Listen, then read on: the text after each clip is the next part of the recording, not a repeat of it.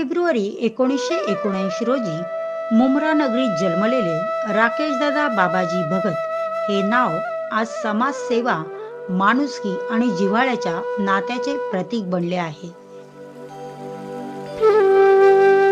लहानपणापासूनच सेवाभावाचे संस्कार त्यांच्या मनात रुजले. डोंबिवली येथील आदर्श विद्यालयात त्यांनी शालेय शिक्षण पूर्ण केले आणि त्यानंतर व्यवसाय सांभाळत समाजकार्यात सक्रियपणे पुढे पाऊल टाकले.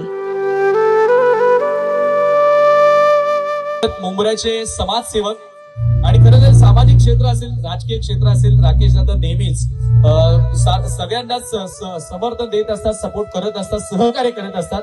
आणि या जुनांदुर्गीच्या पालखी सोहळ्यासाठी मुंब्र्याचे आमचे राकेश दादा भगत यांनी एक दिवस जेवणाची व्यवस्था केली, पाण्याची व्यवस्था, पाणी बिस्लरीचे बॉक्स आमच्या पालखी सोहळ्यासाठी दिले आणि त्याचबरोबर असं सांगितलं की एक हक्काने आवाज द्या, तुम्हाला काही जरी गरज लागली तरी मी तुमच्या पाठीशी खंबीरपणे उभं राहणार आहे. अशा राकेश दादांसाठी एकदा जोरदार टाळ्या वाजवा.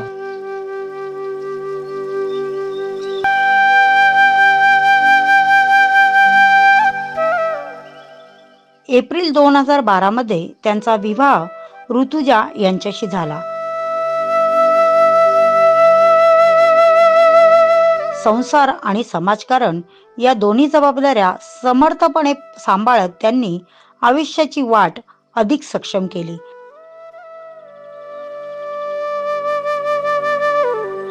त्यांच्या प्रत्येक सामाजिक व राजकीय प्रवासात त्यांची आई तसेच त्यांची पत्नी, त्यांची बहीण यांची खंबीर साथ लाभली.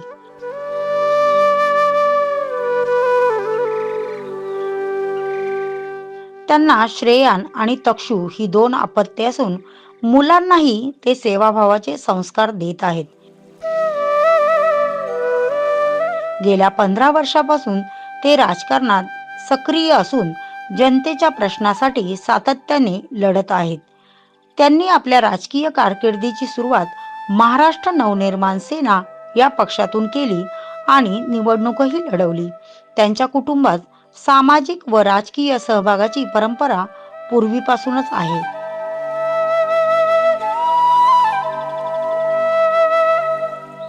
प्रथम त्यांच्या आईने देखील निवडणूक लढवून आदर्श निर्माण केला, तर बहीण मनीषाताई भगत यांनीही राजकारणात सक्रिय भूमिका बजावत ही परंपरा पुढे नेली. सन 2014 मध्ये बाबाजी रामभाऊ भगत म्हणजेच BRB सेवाभावी संस्था स्थापन करून त्यांनी लोकसेवेचे कार्य अधिक व्यापक केले. सातारा जिल्ह्यातील शाळेला संगणक देण्यासाठी मदतीचा हात त्यांनी पुढे केला. ज्येष्ठ नेते जितेंद्र आव्हाड यांच्या विचारधारेचा प्रभाव राकेश भगत यांच्या कार्यात स्पष्टपणे दिसून येतो. सामाजिक बांधिलकी, तळागाळातील जनतेसाठी झटणे आणि विकासाच्या कामामध्ये सातत्य ठेवणे हा आदर्श त्यांनी अंगीकारला आहे. तिथल्या प्रत्येक घरात कुठे ना कुठे जेव्हा ऍक्सिडेंट होतो, हे होतं ते होतं, तेव्हा मदतीला कोण धावून येतं? तेव्हा तो तुमच्या घरातला आहे की नाही? तेव्हा आपल्या घरातल्या माणसांना मतदान करा. जे 5 वर्षात तुमच्याकडे फिरकलेच नाहीत अशा लोकांकडे जाऊन काय फायदा आहे? कोण येतं?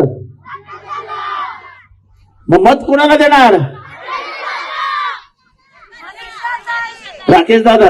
राकेश दादा नाही, मनीषाताई उभी आहे. राकेश दादाजी, मनीषाताई. आज राकेश भगतचा वाढदिवस आहे.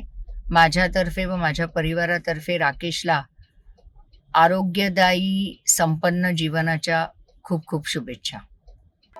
रेती बंदर परिसरातील गरजू मुलामुलींच्या विवाहासाठी सहाय्य, अपघातग्रस्तांना तातडीची मदत अशा विविध उपक्रमांमध्ये त्यांनी माणुसकीची ज्योत तेवत ठेवली आहे.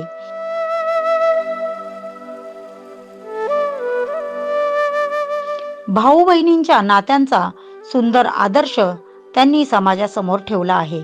बहिणीच्या राजकीय प्रवासात ते खंबीरपणे पाठीशी उभे राहिले.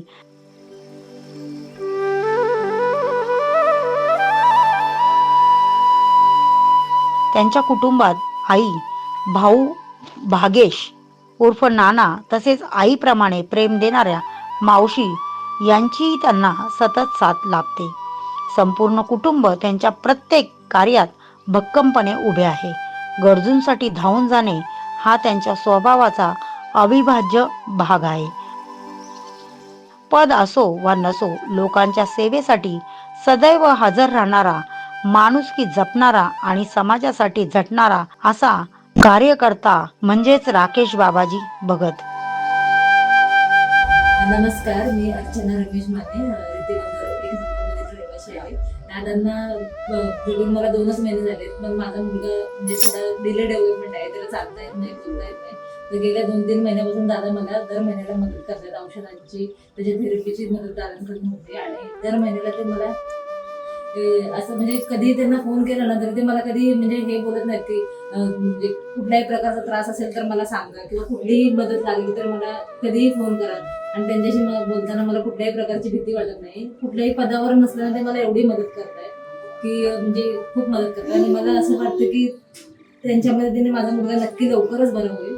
त्यांचे खूप आशीर्वाद आणि खूप सपोर्ट आहे मला. ते अगदी मला एकदम लहान बहिणीसारखं मला बोलतात, तुम्ही अगदी लहान मोठ्या भावासारखं मला समजा आणि मला कधीही फोन करा, मी तुमच्या मदतीला तयार आहे. यांच्या वाढदिवसानिमित्त वॉर्ड क्रमांक 26 मधील सर्व रहिवासी तसेच प्राईम मीडिया 24 आणि संस्कृती समाज विकास संस्थेमार्फत त्यांना हार्दिक शुभेच्छा.